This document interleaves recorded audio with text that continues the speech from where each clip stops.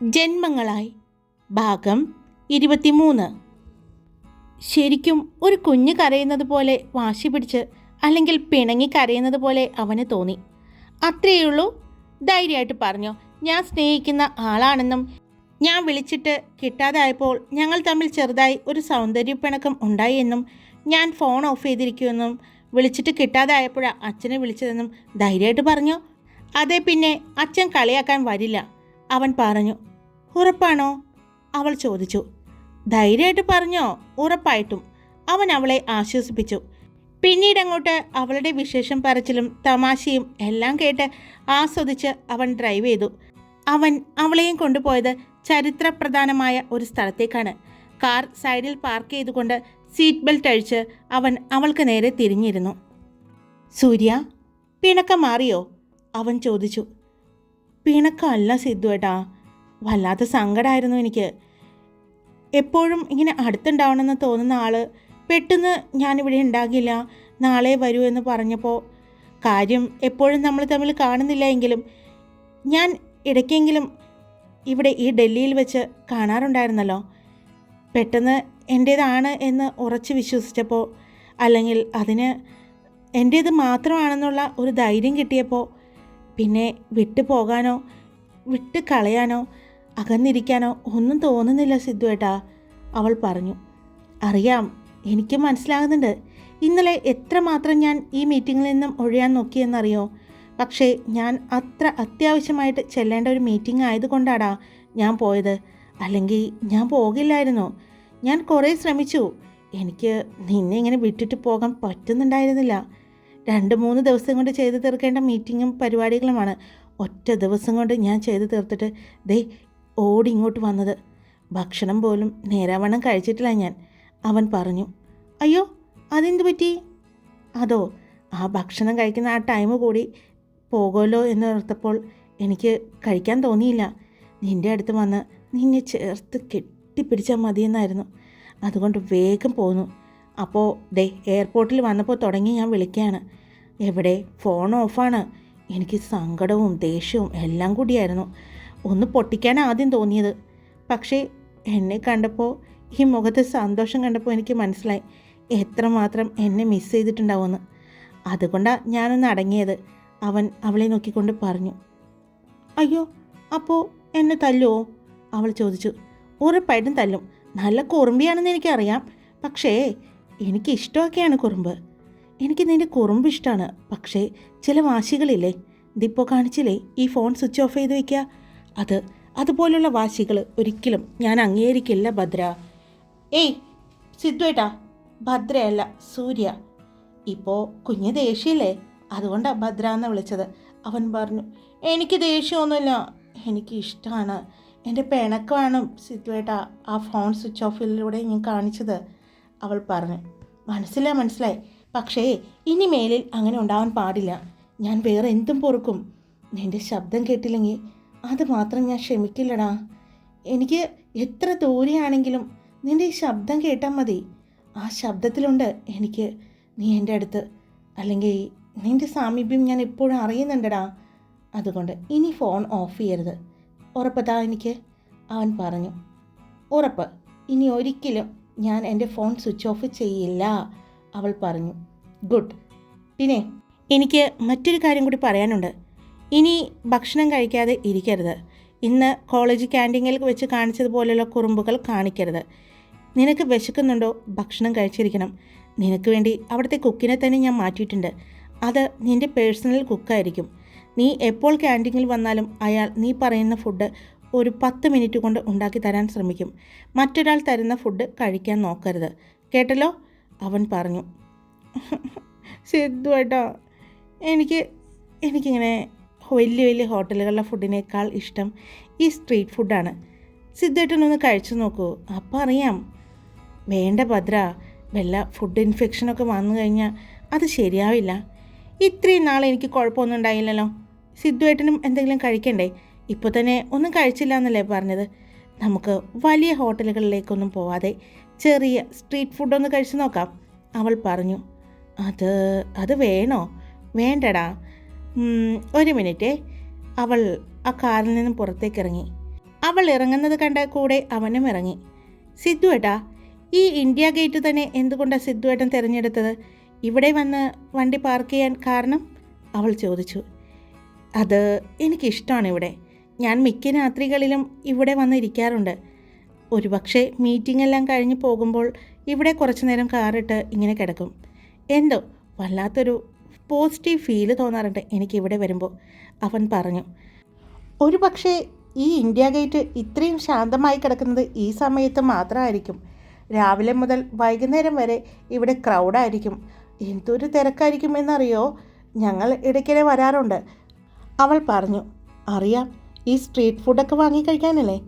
അതൊക്കെ അറിഞ്ഞത് കൊണ്ട് തന്നെയാണ് ഞാൻ നിൻ്റെ ഫുഡിൻ്റെ കാര്യത്തിലെല്ലാം ഒരു കടുംപിടുത്തം പിടിക്കുന്നത്, അവൻ പറഞ്ഞു. രണ്ടുപേരും കൈ കോർത്ത് പിടിച്ച് കുറച്ച് ദൂരം നടന്നു. ഇതെങ്ങോട്ടാണ് പോകുന്നത് സൂര്യ? അവൻ ചോദിച്ചു. അത് പിന്നെ സിദ്ധു ഏട്ടാ, ഇവിടെ അടുത്ത് സ്ട്രീറ്റ് ഫുഡ് കിട്ടുന്ന നല്ല ഷോപ്പുണ്ട്, നമുക്കൊന്ന് പോയാലോ? അവൾ ചോദിച്ചു. അത് വേണ്ട മോള് വന്നി, എനിക്ക് വിശക്കുന്നുണ്ട്. പക്ഷേ നമുക്കുള്ള ഫുഡ് നമ്മുടെ ഫ്ലാറ്റിൽ റെഡിയാണ്, അവൻ പറഞ്ഞു. അയ്യോ, ഞാനില്ല അങ്ങോട്ട്. ഇനിയും വൈകിയ എന്നെ വീട്ടിൽ അന്വേഷിക്കും, അവൾ പറഞ്ഞു. ഇല്ല, ഇനി എന്തായാലും നിന്നെ ഇപ്പോൾ അന്വേഷിക്കില്ല. നമ്മൾ ഒരുമിച്ച് പോയി നമ്മുടെ ഫ്ലാറ്റിൽ നിന്നും ഭക്ഷണം കഴിക്കുന്നു. അതിനുശേഷം ഞാൻ തന്നെ എൻ്റെ ഭദ്രക്കൊച്ചിനെ വീട്ടിൽ കൊണ്ടുവന്നാക്കാം, അവൻ പറഞ്ഞു. ശരി, എന്നാ വാ എന്ന് പറഞ്ഞ് അവൻ അവളുടെ കൈ പിടിച്ചുകൊണ്ട് തന്നെ കാറിലേക്ക് നടന്നു. പിന്നീട് സിദ്ധുവിൻ്റെ കാറ് അവരുടെ അപ്പാർട്ട്മെൻറ്റിലാണ് ചെന്ന് നിന്നത്. അവിടെ നിന്നും സിദ്ധുവിൻ്റെ കൈ പിടിച്ചുകൊണ്ട് തന്നെ അവൾ ഫ്ലാറ്റിലേക്ക് ചെന്നു. അവിടെ ടേബിളിൽ അവനുള്ള ഫുഡുകളെല്ലാം റെഡിയാക്കി വെച്ചിട്ടുണ്ടായിരുന്നു. അവൾ ഓടിച്ചെന്ന് ഡൈനിങ് റൂമിലേക്ക് ചെന്ന് നോക്കി. ഇതെല്ലാം നല്ല ഫ്രഷായിട്ടും ചൂടായിട്ടും തന്നെ ഇരിക്കുന്നുണ്ടല്ലോ, അവൾ ചോദിച്ചു. അതെ, എനിക്കുള്ള ഫുഡ് എപ്പോഴും ഫ്രഷായിട്ടിരിക്കണമെന്ന് എനിക്ക് നിർബന്ധമുണ്ട്, അവൻ പറഞ്ഞു. സിദ്ധു ഏട്ടാ, വേഗം പോയി ഫ്രഷായിട്ട് വാ, എന്നിട്ട് ഭക്ഷണം കഴിക്കാം, അവൾ പറഞ്ഞു. ശരി, ഞാൻ പോയി ഫ്രഷായിട്ട് വരുമ്പോഴേക്കും എൻ്റെ കൊച്ച് ഇതൊക്കെ ഒന്ന് എടുത്തു വയ്ക്കുക, അവൻ പറഞ്ഞു. വേഗം റൂമിലേക്ക് പോയി. അവൻ ഫ്രഷായി വന്നപ്പോഴേക്കും ഭദ്ര ഡൈനിങ് ടേബിളിൽ ഭക്ഷണമെല്ലാം സെർവ് ചെയ്തു വെച്ചിരുന്നു. സിദ്ധു ഏട്ടാ, കഴിക്കാം, അവൾ ചോദിച്ചു. അവൻ വന്നിരുന്നപ്പോഴാണ് അവൻ്റെ പ്ലേറ്റിൽ മാത്രമാണ് ഭക്ഷണം സെർവ് ചെയ്തിരിക്കുന്നത് എന്നവൻ കണ്ടു. ഭദ്ര, നീ കഴിക്കുന്നില്ലേ? അവൻ ചോദിച്ചു. അത് സിദ്ധു ഏട്ടാ, ഞാൻ കഴിച്ചിട്ടാണ് വന്നത്, അവൾ പറഞ്ഞു. സൂര്യ, എന്നോട് നുണ പറയുന്നത് എന്തിനാ? നീ ഇന്ന് മര്യാദയ്ക്ക് ഭക്ഷണം പോലും കഴിക്കാതെ കിടന്നത്. എന്നിട്ട് നീ കഴിച്ചു വന്നോ? സമ്മതിക്കില്ല, വാ എൻ്റെ ഒപ്പം ഇരുന്ന് കഴിക്ക്, അവൻ പറഞ്ഞു. സമയത്രയും നോക്കി സിദ്ധു ഏട്ടാ, ഈ നേരത്ത് എനിക്ക് ഭക്ഷണം വേണ്ട, അവൾ പറഞ്ഞ് കരയാൻ തുടങ്ങി. പറ്റില്ല ഭദ്ര, എൻ്റെ ഒപ്പം ഇരുന്ന് കഴിച്ചില്ലെങ്കിൽ ഞാനും കഴിക്കില്ല. പിന്നെ നമ്മളിപ്പോൾ എങ്ങും വീട്ടിലേക്ക് മടങ്ങി പോവുകയുമില്ല, അവൾ ഭീഷണിപ്പെടുത്തി. ശരി, ഞാൻ കഴിക്കാം എന്ന് പറഞ്ഞ് അവൻ അവൾക്ക് വിളമ്പിക്കൊടുത്തത് മുഴുവനും അവൾ കഴിച്ചു. കാരണം അവളും ഒന്നും കഴിച്ചിട്ടുണ്ടായിരുന്നില്ല. എന്തൊക്കെയോ അച്ഛൻ്റെ അമ്മയുടെ മുന്നിലിരുന്ന് കഴിച്ചു എന്ന് വരുത്തി അവിടെ നിന്നും ഓടിപ്പോന്നതാണ്. ഇത്രയും നേരം വിശപ്പ് തോന്നുന്നുണ്ടായിരുന്നില്ല. പക്ഷേ ഇപ്പോൾ അവൾക്ക് നല്ല വിശപ്പ് തോന്നുന്നുണ്ട് എന്ന് അവന് തോന്നി. അങ്ങനെ ഭക്ഷണം കഴിച്ച് കുറച്ചു നേരം രണ്ടുപേരും അക്ഷർധാം ക്ഷേത്രത്തിലേക്ക് നോക്കി ഇരുന്നു. സിദ്ധു ഏട്ടാ, സമയം ഒരുപാടായി, വേഗം എന്നെ വീട്ടിൽ കൊണ്ടുപോയാക്കോ, അവൾ ചോദിച്ചു. കൊണ്ടുപോയാക്കാട്ടോ, വാ എന്ന് പറഞ്ഞ് അവൻ അവളെ കൈയും പിടിച്ചുകൊണ്ട് ഫ്ലാറ്റിൽ നിന്നും ഇറങ്ങി. അവൻ വേഗം അവളെ അവളുടെ വീടിൻ്റെ ഫ്രണ്ടിൽ തന്നെ കൊണ്ടുപോയി ആക്കി. അവൻ അകത്ത് കയറ്റിവിടാം എന്ന് കുറേ പറഞ്ഞു നോക്കിയിട്ടും അവൾ സമ്മതിക്കാതെ ഒറ്റയ്ക്ക് പോയിക്കൊള്ളാം എന്ന് പറഞ്ഞു പോയതാണ്. അവൾ റൂമിലെത്തി വിൻഡോയിലൂടെ അവനെ കൈവീശി കാണിക്കുന്നത് വരെ അവൻ കാറിൽ തന്നെ അവളെ നോക്കിയിരുന്നു. അങ്ങനെ അവൾ ബെഡിലേക്ക് കിടന്നു. പെട്ടെന്ന് അവൾ ഫോണെടുത്ത് സിദ്ധുവിനെ വിളിച്ചു. ഞാൻ പ്രതീക്ഷിച്ചിരുന്നു ഈ കോള്, അവൻ പുഞ്ചിരിച്ചുകൊണ്ട് പറഞ്ഞു. സിദ്ധുവേട്ടൻ ഇനി ഒറ്റയ്ക്ക് പോകണ്ടേ? ഇത് ഞാൻ കൂട്ടിരിക്കാം, നമുക്ക് സംസാരിച്ചു കൊണ്ടിരിക്കാം. സിദ്ധുവേട്ടൻ വീട്ടിലെത്തി ബെഡിൽ കയറി കിടന്നിട്ട് നമുക്ക് ഫോൺ കട്ട് ചെയ്യാം, അവൾ പറഞ്ഞു. പിന്നീട് രണ്ടുപേരും സംസാരിച്ചു കൊണ്ട് തന്നെ അവൻ ഡ്രൈവ് ചെയ്തു. അവൻ വീട്ടിലെത്തി ബെഡിൽ കയറി കിടന്നതിന് ശേഷമാണ് ഭദ്രയും അവനും ഫോൺ കട്ട് ചെയ്തത്. പിറ്റേ ദിവസം രാവിലെ അവധി ദിവസമായതുകൊണ്ട് തന്നെ അല്പം താമസിച്ചാണ് എഴുന്നേറ്റ് വന്നത്. അവൾ എഴുന്നേറ്റ് വരുമ്പോൾ താഴെ സോഫയിൽ അച്ഛനിരുന്ന് പേപ്പർ വായിക്കുന്നുണ്ട്. അവൾ ഇടം കണ്ണിട്ട് അച്ഛനെ നോക്കി. അച്ഛൻ്റെ മുഖത്ത് ഭാവവ്യത്യാസങ്ങളൊന്നുമില്ല എന്ന് അവൾക്ക് തോന്നി. അവൾ അടുക്കളയിലേക്ക് പോകാൻ പോയതും അച്ഛൻ വിളിച്ചു, മോളെ ഭദ്ര, ഒന്ന് നിന്നേ. എന്താ അച്ഛാ? അവൾ പതിയെ ചോദിച്ചു. എന്തു പറ്റി? അല്ലെങ്കിൽ ചാടിത്തുള്ളി ഇറങ്ങി വരികയാണല്ലോ പതിവ്, ഇന്നൊരു അച്ചടക്കമൊക്കെ ഉണ്ടല്ലോ, അച്ഛൻ ചോദിച്ചു. ഏയ് ഒന്നുമില്ല, ഞാൻ വെറുതെ ചുമ്മാ ഇങ്ങനെ. അവൾ നിന്ന് വിക്കി. വിൽക്കണ്ട, ബാ ഇവിടെ വന്നിരിക്കെ, അയാൾ അവളെ വിളിച്ചു. അത് അച്ഛാ, ഞാൻ പോയി ചായ കുടിച്ചിട്ട് വരാം, അവൾ പറഞ്ഞു. അങ്ങനെ ചായ കുടി പതിവില്ലല്ലോ, അച്ഛൻ വീണ്ടും ചോദിച്ചു. എനിക്ക് ഇപ്പോൾ ചായ കുടിക്കാൻ തോന്നി, ഞാൻ കുടിക്കാൻ പോകുന്നു, അതുകൊണ്ട് അച്ഛൻ എന്താ കുഴപ്പം, അവൾ അല്പം ദേഷ്യത്തോടെ ചോദിച്ചു. എനിക്ക് കുഴപ്പമൊന്നുമില്ല, മറ്റു ചിലർക്ക് ഇവിടെ കുഴപ്പമുണ്ടെന്ന് തോന്നുന്നു, അച്ഛൻ പറഞ്ഞു. അവൾ പെട്ടെന്ന് ഒന്ന് ഞെട്ടി. അതാർക്കാ, അവൾ ചോദിച്ചു. അതൊക്കെയുണ്ട്, ഞാൻ വഴിയെ പറയാം, അച്ഛൻ പറഞ്ഞു. അപ്പോഴാണ് അങ്ങോട്ട് അമ്മ 2 ഗ്ലാസ് ചായയുമായിട്ട് വരുന്നത്. ആഹാ, വന്നല്ലോ പ്രിയ പത്നി, വാ ഇവിടെ ഇരിക്കെ, മോളുടെ കുറച്ച് ലീലാവിലാസങ്ങൾ എനിക്ക് പറയാനുണ്ട്, അച്ഛൻ പറഞ്ഞു. അത് കേട്ടതും ഭദ്ര ഒന്ന് ഞെട്ടി അച്ഛനെ നോക്കി. എന്താ എന്താ ഇവള് വല്ല കുരുത്തക്കേടും കാണിച്ചോ, അമ്മ ചോദിച്ചു. കുരുത്തക്കേട് കാണിച്ചോ എന്ന് ചോദിച്ചാൽ കാണിച്ചു, പക്ഷേ അത് സത്യമാണോ ഇല്ലയോ എന്നുള്ള ഒരു ടെൻഷനിലും ഒരു ആകാംക്ഷയിലും ആണ് ഞാൻ, അച്ഛൻ പറഞ്ഞു. നിങ്ങളിങ്ങനെ വളഞ്ഞു ചുറ്റാതെ കാര്യം പറയേ, അമ്മ പറഞ്ഞു. കാര്യം എന്താ, ഇന്നലെ രാത്രി എനിക്കൊരു കോള് വന്നിരുന്നു. അയാൾ വിളിച്ചിട്ട് പറഞ്ഞത് ദേ ഇവളുടെ കാമുകനോ ലവറോ ആണെന്നൊക്കെയാണ്. എന്നിട്ട് ഇവളുടെ അടുത്തേക്ക് ഫോൺ കൊടുക്കാനും പറഞ്ഞു. അപ്പോൾ ഞാൻ പറഞ്ഞു, നീ അവളുടെ ഫോണിലേക്ക് വിളിക്കുക എന്ന്. അപ്പോൾ പറയാ അവനോട് പിണങ്ങി ഇവൾ ഉറങ്ങിയെന്ന്. ഇതെല്ലാം കേട്ട് അമ്മ ഞെട്ടി അവളെയും അച്ഛനെയും മാറി മാറി നോക്കുന്നുണ്ട്. അവളാണെങ്കിൽ ഇതെല്ലാം എങ്ങനെ പറഞ്ഞ് അച്ഛനെയും അമ്മയെയും ബോധ്യപ്പെടുത്തും എന്നുള്ള ടെൻഷനിലിരിക്കുകയാണ്. എന്നിട്ട് അമ്മ ആകാംക്ഷയോടെ ചോദിച്ചു, എന്നിട്ടെന്ത്? ഇവൾ പിണങ്ങി ഫോൺ സ്വിച്ച് ഓഫ് ചെയ്ത് വെച്ചിരിക്കുകയാണെന്നും അവന് വിളിച്ചിട്ട് കിട്ടുന്നില്ലെന്നും എത്രയും പെട്ടെന്ന് അവളെ കിട്ടിയേ പറ്റൂ എന്നൊക്കെ പറഞ്ഞ് കുറേ വാശി പിടിച്ച് കരഞ്ഞു. എന്നിട്ട് നിങ്ങളൊന്നും പറഞ്ഞില്ലേ, അമ്മ ചോദിച്ചു. എൻ്റെ ദീപേ ഒന്ന് അടങ്ങ്, ഇതെല്ലാം ഞാൻ സ്വപ്നം കണ്ടതാണോ എന്നെനിക്കൊരു ചെറിയ സംശയമുണ്ട്, അച്ഛൻ പറഞ്ഞു. അത് കേട്ടതും അമ്മ കണ്ണു മിഴിച്ച് അച്ഛനെ നോക്കി, പിന്നെ അവളെയും. നിങ്ങളിതെന്താ മനുഷ്യ പറയുന്നത്, വട്ടായി നിങ്ങൾക്ക്? അത് വട്ടായോ എന്ന് ചോദിച്ചാൽ ചെറിയൊരു വട്ട്, അത് വേറെ ഒന്നുമല്ല. ഞാൻ രാവിലെ എഴുന്നേറ്റ് ഒരുപാട് ആലോചിച്ചു ആ ശബ്ദം, പക്ഷേ എനിക്കങ്ങനെ വ്യക്തമാകുന്നില്ല. ഉറപ്പായിട്ടും ഞാൻ സ്വപ്നം കണ്ടത് തന്നെയാണ് എന്ന് തന്നെ എനിക്ക് തോന്നുന്നു, അച്ഛൻ പറഞ്ഞു. നിങ്ങളുടെ അടുത്തിരുന്ന് ഈ തമാശയും ഈ കുട്ടിക്കളിയും കേൾക്കാൻ എനിക്ക് സമയമില്ല, നിങ്ങൾക്ക് ഓഫീസിൽ പോകണ്ടേ, അമ്മ പറഞ്ഞു. ഭദ്ര, നീയും എഴുന്നേറ്റ് വേഗം ഫ്രഷ് ആവാൻ നോക്ക്, നിനക്ക് എവിടെ പോകാനുണ്ടെന്ന് പറഞ്ഞില്ലേ. അച്ഛൻ്റെ വാക്കും കേട്ടുകൊണ്ടിരുന്ന ഇങ്ങനെ ഇരിക്കത്തേയുള്ളൂ, അമ്മ പറഞ്ഞു. ആ അമ്മേ, ഞാൻ പോയിക്കൊള്ളാം, അവൾ പറഞ്ഞു. അമ്മ കിച്ചണിലേക്ക് പോയതും അച്ഛൻ അവളുടെ കയ്യിൽ പിടിച്ചു. അതെ, ഞാൻ സ്വപ്നം കണ്ടതാണോ, നീ ഒന്ന് ഉറപ്പിച്ച് പറഞ്ഞേ, അച്ഛൻ പറഞ്ഞു. അതെ അച്ഛാ, അച്ഛൻ സ്വപ്നം കണ്ടത് തന്നെയായിരിക്കും, അവൾ പറഞ്ഞു. ഉറപ്പാണല്ലോ? എന്നാ എൻ്റെ ഫോണിലേക്ക് വന്ന ഈ കോള് അതൊന്ന് നോക്കിയേ, അച്ഛൻ പറഞ്ഞു. ഫോൺ കാണിച്ചു കൊടുത്തു. ദൈവമേ, അവൾ മനസ്സിൽ വിചാരിച്ചു. അച്ഛാ, എനിക്കറിയില്ല, ഈ നമ്പർ ഏതാണെന്ന് എനിക്കറിയില്ല, അവൾ പറഞ്ഞു. ആണോ? ഞാൻ ഈ നമ്പർ ട്രൂ കോളറിൽ നോക്കി, പക്ഷെ പേര് കാണിക്കുന്നില്ല.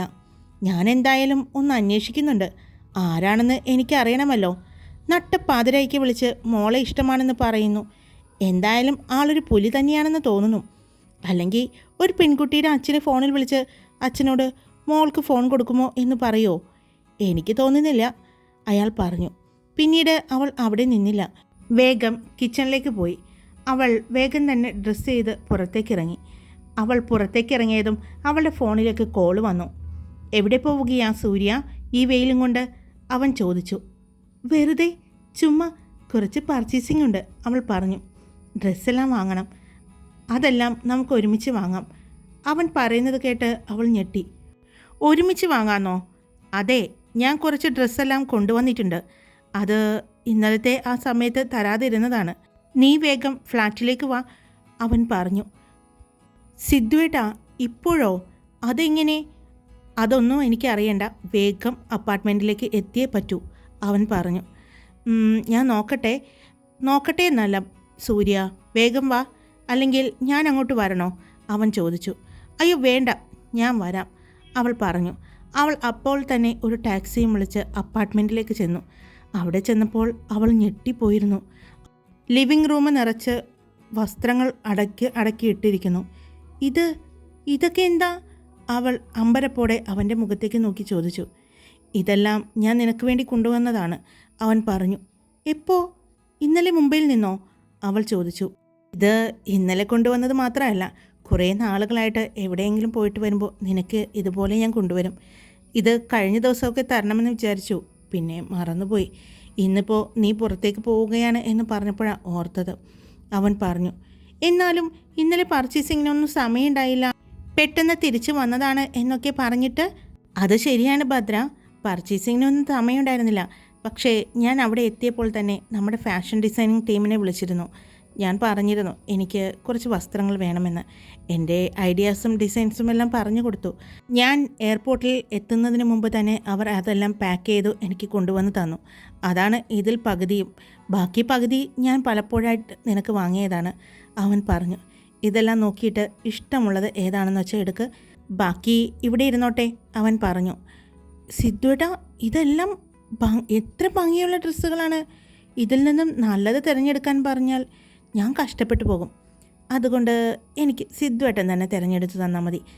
കോളേജിലൊക്കെ പോകുമ്പോൾ ധരിക്കാൻ പറ്റിയ രീതിയിലുള്ള ഡ്രസ്സുകൾ മതി, അവൾ പറഞ്ഞു. പക്ഷേ ഇതെല്ലാം കണ്ടിട്ട് തന്നെ വലിയ വിലപിടിപ്പുള്ളതാണെന്ന് മനസ്സിലാകുന്നുണ്ട്. ഇതും കൊണ്ട് ഞാൻ എങ്ങനെയാണ് വീട്ടിലേക്ക് പോവുക, അവൾ ചോദിച്ചു. അതൊന്നും നീ ഓർത്ത് ടെൻഷൻ അടിക്കണ്ട, ഇതിൻ്റെ പ്രൈസ് ടാഗെല്ലാം ഞാൻ നീക്കം ചെയ്തിട്ടുണ്ട്, അവൻ പറഞ്ഞു. എന്നാലുമില്ല, ഞാൻ എടുത്തു തരാം എന്ന് പറഞ്ഞ് അവൻ തന്നെ വന്ന് അവൾക്ക് കോളേജിലേക്ക് ധരിക്കാൻ പറ്റുന്ന രീതിയിലുള്ള ഡ്രസ്സുകളെല്ലാം എടുത്തു കൊടുത്തു. അവൻ ഓരോന്ന് നോക്കിയെടുക്കുന്നത് ശ്രദ്ധയോടെ അവൾ നോക്കിയിരുന്നു. അവൾക്ക് ഡാൻസ് പ്രാക്ടീസ് ചെയ്യുമ്പോൾ തട്ടി വീഴാതിരിക്കാനും അവൾക്ക് ഒരുപാട് ചൂടെടുക്കാതിരിക്കാനും ഉള്ള രീതിയിലുള്ള വസ്ത്രങ്ങൾ അവൻ നോക്കിയെടുത്തു അവൾക്ക് നൽകി. ഇതെല്ലാം നീ കോളേജിലിടണം എന്ന് പറഞ്ഞ് അവളുടെ കയ്യിലേക്ക് ഏൽപ്പിച്ചു. പിന്നീട് വേറെ 2 പാക്കറ്റ് എടുത്ത് അവളുടെ കയ്യിലേക്ക് കൊടുത്തു. ഇത് നമ്മുടെ ട്രഡീഷണൽ വെയറാണ്, പിന്നെ അതിൽ ഒരു സാധനം കൂടി ഞാൻ വെച്ചിട്ടുണ്ട്. അത് ഞാനിട്ട് തരാം എന്നാണ് ഞാൻ ആദ്യം വിചാരിച്ചത്. പിന്നെ വേണ്ട എന്ന് തോന്നി.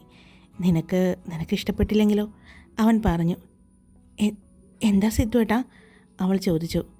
അത് ഇപ്പോൾ നോക്കണ്ട, വീട്ടിൽ ചെന്നിട്ട് തുറന്നു നോക്കുക. എന്നിട്ട് അടുത്ത ദിവസം, അതായത് ഈ വരുന്ന സൺഡേ, ഈ ഡ്രസ്സും ഇട്ടിട്ട് വേണം നമ്മുടെ അക്ഷർധാം ക്ഷേത്രത്തിലേക്ക് വരാൻ. അവിടെ ഞാനുണ്ടാകും. നമ്മൾ ഇതുവരെ ഒരുമിച്ച് നിന്ന് തൊഴുതിട്ടില്ലല്ലോ. അപ്പോൾ ഈ സൺഡേ നമ്മൾ 2 പേരും ഒരുമിച്ച് നിന്ന് തൊഴുന്നു, കേട്ടല്ലോ, അവൻ പറഞ്ഞു. ഉറപ്പായിട്ടും ഞാൻ വരും, അവൾ പറഞ്ഞു. ഒരു ഷോപ്പിൽ നിന്നും വാങ്ങേണ്ട അത്രയും ഡ്രസ്സുകളെല്ലാം അവൻ അവിടെ നിന്നും എടുത്തു കൊടുത്തു. അവൻ തന്നെയാണ് അവളെ വീടിനടുത്ത് തന്നെ കൊണ്ടുപോയി ഇറക്കി വിട്ടതും. പക്ഷേ ഇന്ന് ജിഷ വരാത്തത് അവൾക്ക് ഒരു ഭാഗ്യം തന്നെയായിരുന്നു. അവൾ വീട്ടിലേക്ക് കയറി ചെല്ലുന്നത് വരെ അവൻ അവിടെ നോക്കി നിന്നു. അവൾ പൊയ്ക്കൊള്ളാൻ എത്ര പറഞ്ഞിട്ടും അവൻ പോകാൻ കൂട്ടാക്കാതെ നിന്നു. ഇന്നും അവൻ സ്റ്റാഫുകളെയോ ബോഡി ഗാർഡ്സിനെയോ ഒന്നും കൊണ്ടുവരാതെ സ്വയം ഡ്രൈവ് ചെയ്തുകൊണ്ടാണ് അവളെ കൊണ്ടുവന്നാക്കിയത്. ഹായ്, എല്ലാവർക്കും സുഖമാണെന്ന് വിശ്വസിക്കുന്നു. ഞങ്ങൾ സുഖമായിട്ടിരിക്കുന്നു. എല്ലാവരും ഓണം ആഘോഷിച്ചുവല്ലോ. ഞങ്ങൾ ആഘോഷിച്ചു. എൻ്റെ കുറച്ച് വീഡിയോസ് ഞാൻ കമ്മ്യൂണിറ്റി ടാബിൽ പോസ്റ്റ് ചെയ്തിട്ടുണ്ട്, എല്ലാവരും കണ്ടു നോക്കുക. പിന്നെ ഇന്ന് ലെങ്ത് ഇത്തിരി കുറവാണെന്ന് തോന്നുന്നു, കുറച്ച്. പക്ഷേ എന്താണെന്നറിയില്ല, കുട്ടികളുടെ ശബ്ദമൊക്കെ ഉണ്ട്. അതുകൊണ്ട് ഞാൻ പറയില്ല, ഈ വെക്കേഷൻ അവരെന്തായാലും ഇവിടെ ഉണ്ടാവും. പിന്നെ അടുത്ത ദിവസം ഞാൻ വീട്ടിലേക്ക് പോവാണ്. എൻ്റെ വീട് എറണാകുളമാണെന്ന് ഞാൻ പറഞ്ഞു. അപ്പോൾ ഞാൻ വീട്ടിലേക്ക് പോവാണ്. അവിടെ ചെല്ലുമ്പോൾ വീഡിയോ ഇടും. എങ്ങനെയാണെന്ന് എനിക്കറിയില്ല, എന്തായാലും വീഡിയോ ഇടാൻ ഞാൻ ശ്രമിക്കും. അപ്പോൾ നമുക്ക് കാണാം. എല്ലാവരും ഹാപ്പി ആയിട്ടിരിക്കുക. Love you all. It's me Karthika.